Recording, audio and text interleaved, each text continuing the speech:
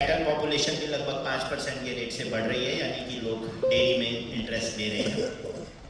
लेकिन मैं जब उसकी यील्ड देखता हूँ जानवर की, तो वो मुश्किल से 0.18% के रेट पे बढ़ रही है। आज का हमारा सवाल जो है वो अब एंटरप्रेन्योरशिप से है, और आज हम संभावनाओं की बात कर रहे हैं, चुनौतियों की बात नहीं कर रहे हैं। हम चुनौतियों को संभावना में कैसे बदलें। बिहार में इन पर्टिकुलर, जहाँ पे स्मॉल एंड मार्जिनल फार्मर्स हैं, वहाँ पे आप किस प्रकार से देखते हैं, क्योंकि आप सुधा और पटना डेयरी प्रोजेक्ट से रिलेटेड फार्मर्स को रिप्रेजेंट करते हैं, कि करेंटली वहाँ पे जो सरकार की स्कीम है वो किस तरीके से एंटरप्रेन्योरशिप को सपोर्ट कर रही हैं, और यदि नए सिरे से करना पड़े क्योंकि ये नया बजट आया है, उसके अंदर ये स्कीम आई है, तो आप किन किन चीज़ों पे चाहेंगे कि सरकार उसकी डिज़ाइन करते हुए ध्यान करे और एंटरप्रेन्योरशिप में मदद करे, ताकि बिहार के छोटे किसान जो हैं वो एक बड़े उद्यमी बन सके। प्लीज़ सर, 5 से 7 मिनट का टाइम रखेंगे सर, ताकि हम ज़्यादा बातें कर सकें। ठीक है, हाँ धन्यवाद सर।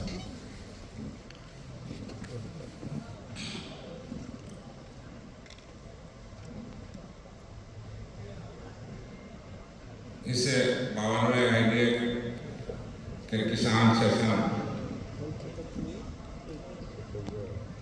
मैडम तो आई नहीं है। हम चाहते थे मैडम आती तो उनके सामने में कुछ बात हम लोग रखते। देश के कोने कोने से आए डेयरी सेक्टर के महान हस्तियों, किसान के सम्मानित प्रतिनिधिगण, आप सभी को मैं सुधा की तरफ से अभिनंदन करता हूँ, स्वागत करता हूँ। और जो अपने हमारे संघ के प्रबंध निदेशक रहे श्री सुधीर कुमार सिंह जी, जो IPA के नए अध्यक्ष निर्वाचित हुए हैं, उनको हम लोग अपने किसानों की तरफ से बहुत बहुत धन्यवाद देता हूँ, शुभकामना देता हूँ।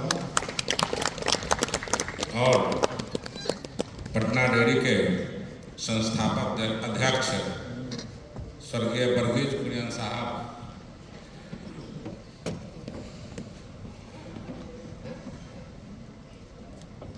को अपना श्रद्धा सुमन अर्पित करते हुए अपनी बात रखना चाहता हूँ। क्योंकि हमारा संघ जो है 1981 में 500 लीटर से शुरू हुआ, वर्तमान में आज 5 लाख लीटर दूध का संग्रहण और विपणन कर रहा है। और संघ की तरफ से भी किसानों के लिए कई योजनाएं हम लोग चला रहे हैं। जितनी बातें हम लोग यहाँ पे करते हैं, तो ये किसानों से जुड़ा हुआ कुछ हाई लेवल की बातें हैं, लेकिन किसान जो हमारे हैं उनका अगर देश में जाके हम देखें तो कीड़ा का दवा किसानों को खिलाना है, इसके प्रति भी वो बहुत जागरूक नहीं है।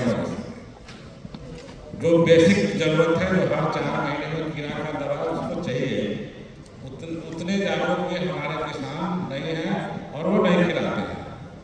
तो हम लोग अभियान चला है, हर साल में 3 बार हमारे जितने एम्प्लॉय हैं सभी को एक साथ 10 दिन के लिए हम एक अभियान चलाते हैं और उनको कीड़ा का दवा मवेशी को खुद एम्प्लॉय खुद अपने हाथ से खिलाएं। ऐसा अभियान चलाते हैं हम लोग, ताकि उनमें जागरूकता आए। और अभी शुरू करवा दिए हैं, साथ में वैक्सीनेशन भी हम लोग करा रहे हैं। हमको शुरुआत से यहाँ से आज हमारे किसान का अगर प्रति किसान दूध का उत्पादन देखें तो 2-4 लीटर, 3 लीटर, 5 लीटर इस तरह का उत्पादन है। और हम सर नंबर 1 है।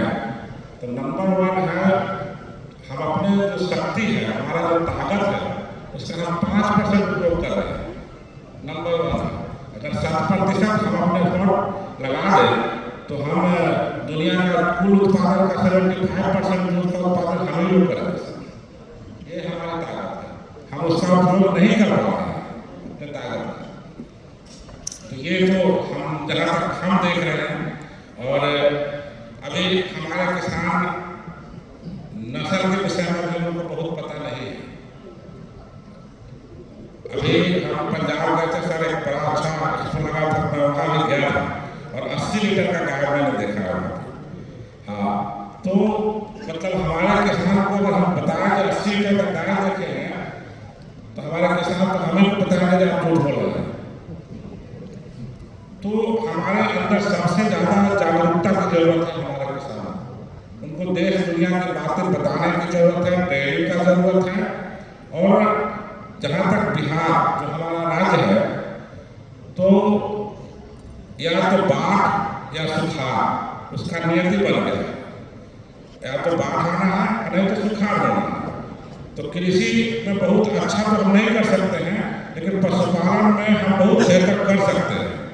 क्योंकि मैं जब अन्य राज्यों में जाता हूँ तो देखता हूँ कहीं पानी की कमी है, कहीं कुछ है, हमारे यहाँ तो पानी ही पानी है। तो हमारे लिए ये सब प्रॉब्लम नहीं है सर, हरा चारा हमारे लिए प्रॉब्लम नहीं है। तो हमारे यहाँ अपार संभावना है पशुपालन के क्षेत्र में। और जहाँ तक हमारे युवा वर्ग हैं, जैसे हमने उनके लिए जो योजना चलाया, तो पंजाब से सर आप ही क्या से बाछी ले जाते हैं अपने किसानों को, हम लोग सब्सिडी रेट पर संघ से सब्सिडी देकर उनके भी वितरण कर देते हैं। बाछा और भैंस का बच्चा ले जाते हैं ये हरियाणा से, पंजाब से, और लेके अपने किसानों को सब्सिडी रेट पर वितरण कर देते हैं। क्योंकि जैसे साहब ने बताया जो युवा बहुत बेड के पोजीशन में नहीं है, उसको पैसा चाहिए और जल्दी चाहिए।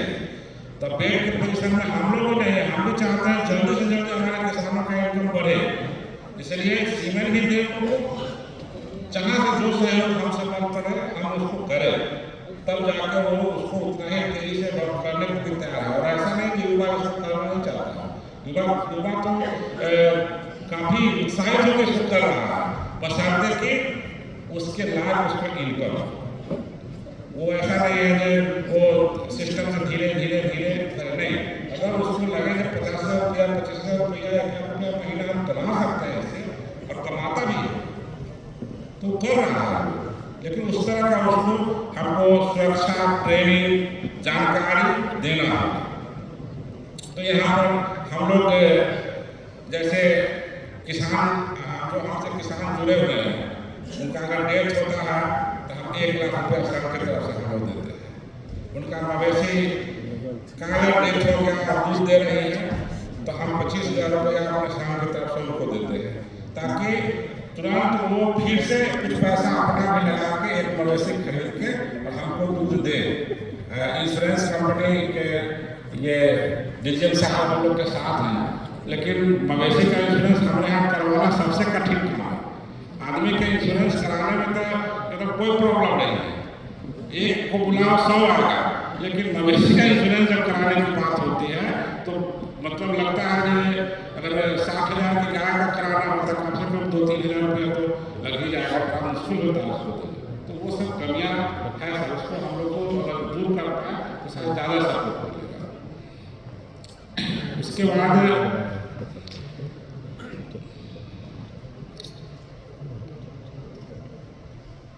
अब जहाँ तक हम खुद भी एक अच्छे पशुपालक हैं, 27,000 मेरे पास भी है, और पंजाब के हमारे मित्र हैं, तो हम कोशिश करते हैं कि उसी मॉडल को अपने यहाँ लागू करें, और किए हुए भी हैं। अपने किसानों को ले जाकर दिखाते हैं, जब देखो कि हम कैसे पाले, तो वो लोग देखते हैं, फिर वो लोग उत्साहित होते हैं हम करें। लेकिन सबसे कमी अगर कहीं हम देख रहे हैं सर, तो उसका ट्रेनिंग का अभाव है। ट्रेनिंग कंपलसरी है, ट्रेनिंग होना चाहिए। दूसरा, अभी हमारे बेगूसराय में एक छोटा सा एक्सपो लगा था, हमारे बरौनी के भी साथी होंगे, मैं वहाँ गया और जितना पशु आहार कंपनी वहाँ पशु आहार का स्टॉल बनाया हुआ था, हमने पूछा जब BIS सर्टिफिकेट है, वो कंपनी को BIS सर्टिफिकेट के विषय में पता ही नहीं था, कंपनी को सब नहीं पता था। मैडम से वही पूछना चाहते थे, और इसलिए सबसे पूछे तो मैडम आए ही नहीं, क्योंकि पिछला जब आइडिया हुआ था तो मैंने रखा था, वो बोली भी थी जो वो होगा, लेकिन कंपनी को पता ही नहीं था कि BIS सर्टिफिकेट होता क्या है। तो सर उसका प्रमाणित पशु आहार लेना कितना मुश्किल होगा ये हम देख सकते हैं। समय को देखते हुए बस 2 मिनट का समय हमें और चाहिए, 2 मिनट का। और दूध का जो मूल्य है, वो दूध का मूल्य हमारी समस्या नहीं है, कम उत्पादन का गाय हमारी समस्या है। जो हमारे गाय अधिक उत्पादन की हो, और जहाँ तक सरकार के द्वारा या प्रेशर दिया जा रहा है भाई अपना ब्रीड अपनाओ, अपना ब्रीड अपनाओ, अपना ले, लेकिन एक गाय के खिलाने में मिनिमम 300 रुपये हमारे यहाँ खर्चा है मिनिमम। दूध 5 लीटर दे या 10 लीटर, और जो अपना नस्ल है 10-12 लीटर से अधिक एवरेज दूध नहीं देते हैं। 35 से 40 रुपया डेली पेमेंट करता है किसान, तो पूरा पैसा का गाय खा जाएगा अगर उस ब्रीड को हम रखेंगे तो फिर हमारा किसान क्या खाएंगे। तो अगर देहाती अपना नस्ल अपनाना है तो सरकार को चाहिए, और मेरा प्रस्ताव है सर, जो प्रति लीटर सब्सिडी दे ताकि किसान को फायदा हो, और किसान ब्रीड भी रखेगा, क्या दिक्कत है, हम तो बिजनेस करने के लिए बैठे हैं। और पिछले आइडिया में भी हमने रखा था, जो सबसे ज़्यादा जो अगर किसान परेशान है तो मवेशी के इलाज के लिए सारा लोग अंदाज से इलाज करते हैं और बहुत पैसा उनको इलाज में लगता है। इलाज का जो दवा का कीमत है, मैंने एक बार पूछा एक डॉक्टर से, अपने गाय के लिए चाहिए थे, मैंने पूछा जो भाई ये दवाई लाना है कितना में देगा, तो कहते आप लाने जाइएगा तो 400, हम लाने जाएंगे तो 40 रुपये, आप भी लेंगे तो 40 रुपये। इस मूल्य पर नियंत्रण सब कौन करेगा। तो जैसे जन औषधि केंद्र भारत सरकार ने पूरे हर जगह दिया है, उसी तरह से पशु औषधि केंद्र का भी स्थापना हो। और एक शंका है, उसका निवारण आप सब कर दें तो ज़्यादा बढ़िया है, क्योंकि सोशल मीडिया पर बहुत हम लोग देख रहे हैं कि अमेरिका से ये हुआ है, मतलब क्या बोलते हैं, हाँ समझौता हुआ है, उसमें दूध आ रहा है विदेश से या जो भी आ रहा है, इसका क्या असर हमारे डेयरी इंडस्ट्री पर पड़ेगा, सब इसका शंका है हमारे मन में, चाहेंगे सब इसका निराकरण थोड़ा सा कर दिया जाए। जी बिल्कुल सही है। अब मैं थोड़ा आपको रोकना चाहूँगा, थोड़ी समय की भी कटौती और